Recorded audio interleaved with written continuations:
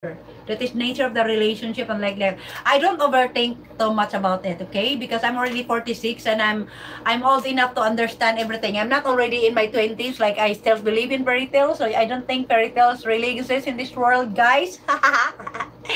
Okay? So yeah. So we still have like I hello to my 9 viewers over here. Thank you so much.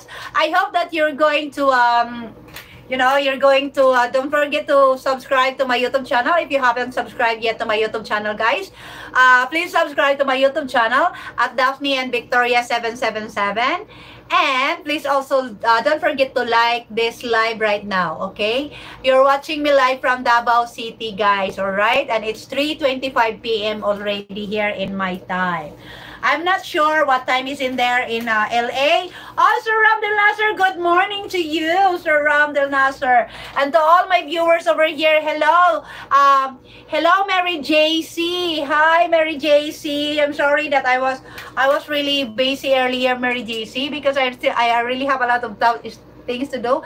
I have to prepare food for my kids earlier, because we had a lunch, a very late lunch already, right? So thank you so much. Oh my God. Yeah, I go. It's good for me. For me because cabin crew always feed me rice. Always feed me rice, and when I get home, Makati, when I get home to when I get home to Makati, my house, keeper feeds me more. You have a housekeeper. Okay, keeper feeds me more rice. Yeah, of course, because your keeper is a Filipino, guys, and of course in the plane, they serve rice just for because they also serve rice because it just cannot be avoidable, that you have Asian passengers, okay? So that's why you also serve rice in the plane.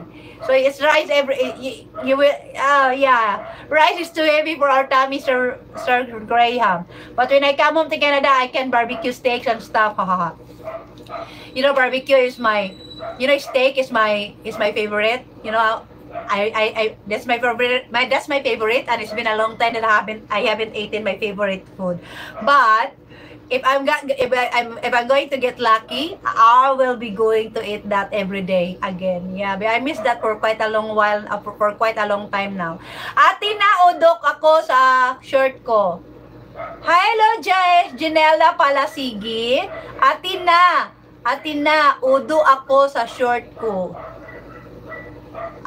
Oh my God, we have a baby here. Okay, just fix it. Fix it, Janela Palasigi. Hello, welcome to my channel, Janela. Alam mo, bata siguro siya kasi siguro naibak siya doon sa short niya. we have a kid here. We have a viewer here with it. I think she's a kid. Kasi naudo siya sa shirt niya. So I think she's a kid, guys. Okay, ate, naudo ako sa short ko. Hello, Janela Palasigi. Okay, go to your bathroom and then clean yourself there, all right? It's okay. It's just very normal. Everybody can do udo to the shorts, Okay. So hello, Sir Graham.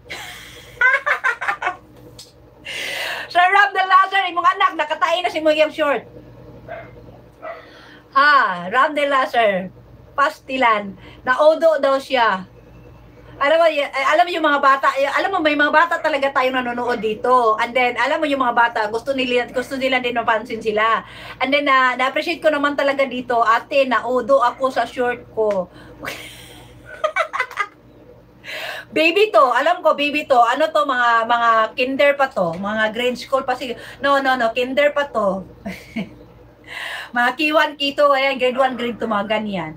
Okay, clean yourself, Janela Palasigi. Okay, punta ka dun sa CR mo. Okay.